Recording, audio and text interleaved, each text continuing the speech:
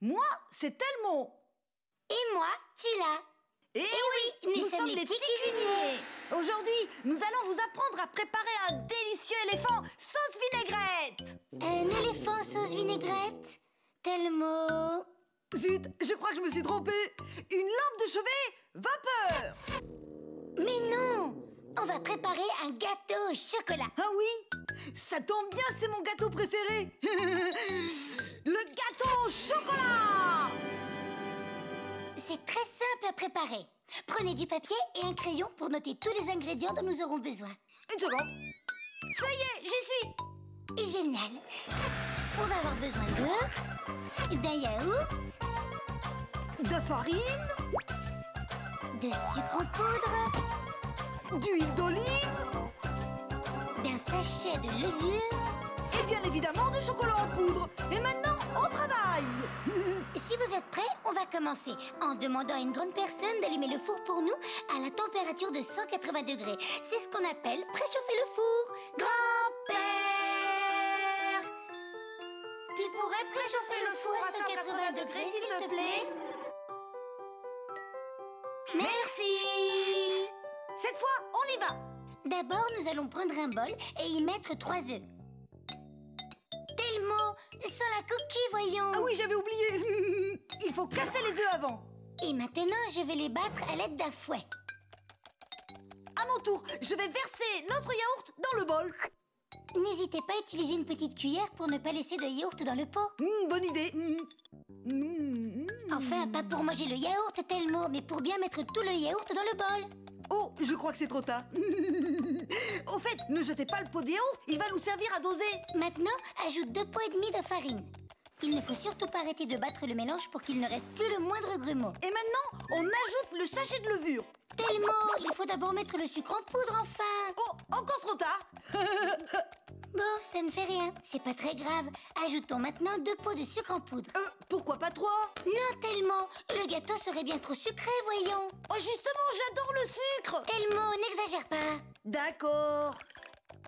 Ouf, j'ai le bras qui commence à fatiguer un peu. Oh, tu veux que je te remplace, allez? C'est gentil à toi, mais je vais tenir jusqu'au bout. Tu ajoutes l'huile d'olive? Très bien, on ajoute un pot d'huile d'olive. Mais il nous reste le meilleur ingrédient. C'est vrai, le chocolat. Le méga chocolat en poudre. Voilà, un pot de méga chocolat en poudre. Voilà qui est fait. Et enfin, on ajoute le poivre. Comment ça, le poivre? On va réaliser une de mes fantastiques expérimentations, un délicieux gâteau au chocolat et au poivre. Mais qu'est-ce que tu racontes, Telmo? Un gâteau au chocolat et au poivre, quelle drôle d'idée. Bon, d'accord. Mais on devrait essayer cette recette un autre jour. Ça doit être succulent. D'accord, mais on verra ça l'autre jour. Bon, alors est-ce qu'on a ajouté tous les ingrédients? Je pense que oui. Je crois que j'ai assez battu notre pâte. Mais il peut encore rester des grumeaux. Tu l'as, il faut tout battre de toutes tes forces. Oui, mais je n'ai pas beaucoup de force, moi. Moi j'en ai. Laisse-moi essayer maintenant, s'il te plaît. Tiens, voilà.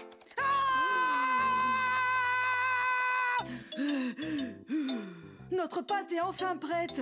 Très bien. Alors on peut prendre le moule que l'on va utiliser et le beurrer. C'est-à-dire badigeonner l'intérieur du moule avec un peu de beurre. Ça va comme tu veux, Super Telmo? Oui, je suis juste en train de reprendre mon souffle. Ça aussi, c'est la vie d'un super cuisinier. C'est ça. Très bien, les amis. Si on beurre le moule, c'est simplement pour que la pâte n'adhère pas contre les parois. Et pendant que Super Telmo récupère ses méga forces, je vais verser la pâte dans le moule. Qu'est-ce que tu fais? Voilà qui devrait m'aider à récupérer mes super pouvoirs. Si tu manges trop de pâtes crues, tu vas finir par avoir des crampes d'estomac. Ces choses-là n'arrivent pas aux super-héros. D'accord, comme tu voudras. Et maintenant, il ne reste plus qu'à mettre notre gâteau dans le four. Mais pour cela, nous avons besoin de l'aide d'une grande personne, parce que nous ne pouvons pas encore le faire nous-mêmes. Grand-père! Tu pourras mettre le gâteau au four, s'il te plaît? Souvenez-vous qu'on avait allumé le four tout à l'heure pour le préchauffer. Attention à vos doigts, les petits cuisiniers. Le four est très chaud, d'accord? Ne vous approchez pas parce que vous pouvez vous brûler. On va laisser cuire notre gâteau pendant 25 minutes. Tic-tac, ça y est! Tic-tac, c'est prêt! Le gâteau est très chaud quand il sort du four. Il doit refroidir. Rappelez-vous qu'il ne faut jamais prendre un gâteau qui sort du four avec les mains. Vous pourriez vous brûler. Et si vous le mangez quand il est trop chaud, vous aurez mal au ventre. Parfait! J'ai une de ces fins. Oh! Et le plus chouette, c'est qu'on peut y ajouter tout ce qu'on veut. On peut le remplir de confiture et le couvrir de chocolat fondu ou de fruits secs. Des amandes? Ou des noix? Oh, ou du poivre! Si vous êtes aussi fou que Telmo, ajoutez du poivre. Oui, j'adore le poivre! Super les amis. L'heure est venue de repasser la liste des ingrédients qu'on a utilisés pour notre délicieux gâteau au chocolat. Ingrédients pour faire un gâteau au chocolat. 3 œufs, un yaourt nature, 2 verres et demi de farine, 2 verres de sucre, un verre de chocolat en poudre, un sachet de levure, un verre d'huile d'olive et du beurre pour tartiner le moule. Voilà! Qu'est-ce que vous en dites? On a ajouté un peu de confiture de fraises à l'intérieur et on l'a recouvert de sucre glace. Il faut vite montrer le gâteau à grand-père! Et c'est une très bonne idée. Fais attention, Telmo, ne le fais surtout pas tomber. Il n'y a pas de problème, voyons! Tu oublies mes super pouvoirs!